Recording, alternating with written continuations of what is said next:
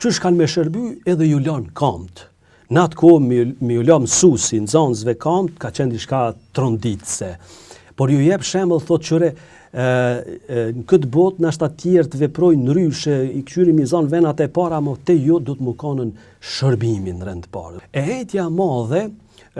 këtë ditë, mënyrë të veçantë, e kujtojmë darkën e mrame. Do më thonë, Jezu Krishti para se me vdek, i ka mbledh nxënësit e vet, apostujt e vet. Edhe është tryeza e shtrume, është ndërlidh të hebrejt me traditat e tyne, me historinë e tyne, ato që thamë populli Izraeli që ka kalue në përdetin e koç nga faraoni, nga robëria në liri, por tash është ndodh diçka e re, ajo ka qenë si lloj paralajmërimi i kësaj që ka vërtet ka me qenë në anën shpirtënore. Në këtë moment, tetën e madhe, Jezu Krishti ju jep shembull edhe apostujve, nxënësve të vet, pasuesve të vet, që ma vonë qysh kanë me jetue, sepse ata kanë me qenë, ashtu me thonë, priftërinjt e arshëm, që kanë me përhap fjalët e tij edhe veprat e tij, edhe ju tregon se qysh kanë me shërby edhe ju lanë kamët. Në atë kohë me ju lanë mësuesi, nxënësve kamët, ka qenë diçka tronditse.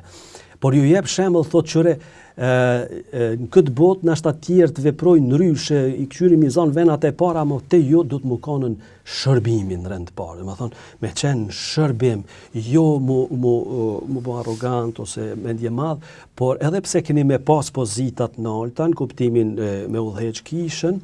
por ju duni shërby njerëzve.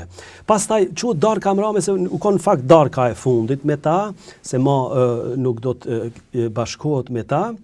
edhe këtu e themelon edhe na quajmë sakrament, misteri shenjt të prifërisë ose meshtarisë, i aftëson nxënësit e vet me kujtu këtë darkë të fundit, se në darkën e fundit thotë, unë kom e dhonë trupin tem për juve, në kuptimin që ka me derë gjakun e ti, për me pagu, ashtu me thonë, damin e njerëzimit. Ama gjaku i ti ka qenë i vetmi i pastër që ka mujt me pajtue Zotin, njerën me Zotin, por edhe njerën me njëni tjetër edhe me vetë vetën. Edhe thot, bani këto në përkujtimin tim, edhe merr bukën, edhe merr kelkun, kanë qenë zakonit hebrejnjve, por që tashtë Jezu Krishti dhurohet vetë se në atë kohë kanë bë kurban. Në kuptimin e kanë therrë një kafsh, edhe gjaku i derdhun ka qenë simbol i pajtimit ose pastrimit mëkateve me Zotin. Në këtë rast, Jezu Krishti bat edhe qengji që sakrifikohet për njerëzimin, edhe bat në një atmosferë ngranje ose tryeze, edhe është simbolika e mrekullueshme që ma vonë do të bëhet mesha, që është kur bashkohen gjithë rreth tryezës, altar quhet ajo, që është dhe simbolika e tryezës, ku bashkohen edhe në këtë kuptim fillon një etapë e re edhe të mësimit, edhe të bashkimit njerëzve rreth tryezës, por edhe kumtojmë ato, e kujtojmë çka ka bën Krishti, edhe në këtë mënyrë bashkohemi me ta. Madje na kemi edhe kungimin, e çojmë kështu, që e ham në mënyrë mistike